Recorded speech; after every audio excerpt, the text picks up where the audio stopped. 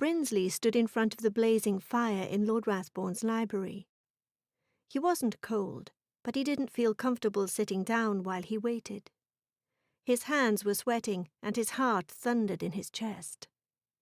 He and Lord Rathbourne had already resolved any bad feeling caused by his blunder of allowing Rathbourne's brother-in-law to be shot on his watch.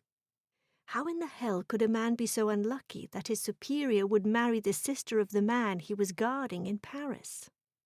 All things considered, his first meeting with Lord Rathbourne had gone better than expected, but today's sudden summons filled Brinsley with a sense of approaching alarm.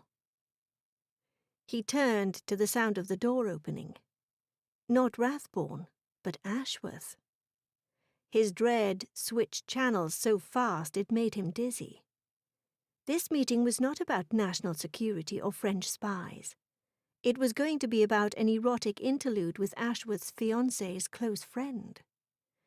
That he couldn't stop thinking of the searing, passionate response of Amelia Bonington at the Edworth ball wasn't going to be the point of today's confrontation.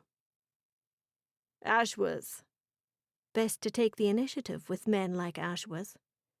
I thought I was to meet Lord Rathbourne. You will be, after I'm finished with you. Ashworth's chin was thrust forward and his shoulders squared. Brinsley's scowl deepened and his muscles tightened at Ashworth's rigid stance and threatening choice of words. Ashworth walked to the small table situated between the chairs in front of the fireplace. He poured himself a snifter of brandy. It was never a good sign when Ashworth didn't offer libations. Be seated. Ash pointed to one of the chairs. Ashworth had earned a reputation as a fearless undercover agent. He didn't look the least intimidated in the slightest by Brinsley's larger size. He surpassed Ashworth by at least a head and outweighed him by 5 stone. Brinsley strode to the chair and sat. His hands gripped the armrests. He had no choice but to wait.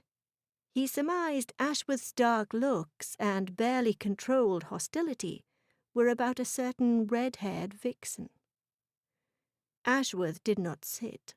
Instead, he paced like a panther on the prowl, turning on him from a point before the fireplace. His eyes narrowed on Brinsley's face. You owe this civilized meeting to Lady Gwyneth. If it weren't for her... His voice was a coarse growl.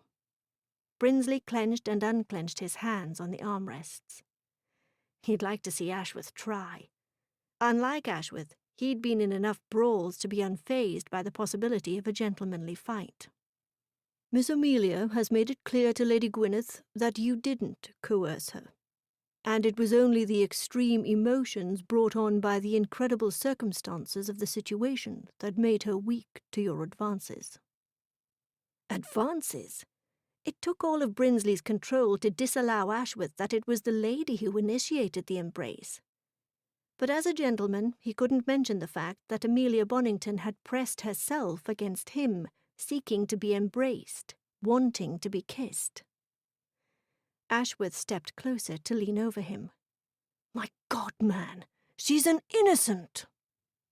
Brinsley tried to control his response when he remembered the way Amelia's tongue had duelled with his in the passionate kiss. It was proof she was not so innocent, not after that kiss. And with your reputation... Ashworth's jaw tightened. What the hell? Brinsley bristled with the reminder that he still wasn't fit to be allowed in English society. It was a very difficult time for everyone. Yes, the strain was incredible for all of us when Lady Gwyneth disappeared, taken by the French in retaliation. But both ladies conducted themselves with incredible bravery and fortitude. Ashworth was pitiful the way his voice got wistful with the mention of his fiancée. He never understood what made brave men act like fools once they fell into a woman's web.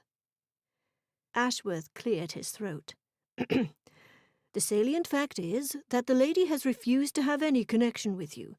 She made it quite clear to Lady Gwyneth that her interests lie elsewhere. Brinsley stiffened in his chair, ready to spring. Of all the nerve! Amelia Bonington had been willing to explore her virginal passion with him, but he wasn't good enough for anything beyond that. He leaned back in the chair and crossed his legs, acting bored with this newest information. Who is the man she is interested in? He didn't bother to mention that the only reason she was still a virgin was because of his sense of honor and control, and she had the nerve to reject him, like this, no less. I can't divulge the lady's secrets. Lady Gwyneth would have my hide.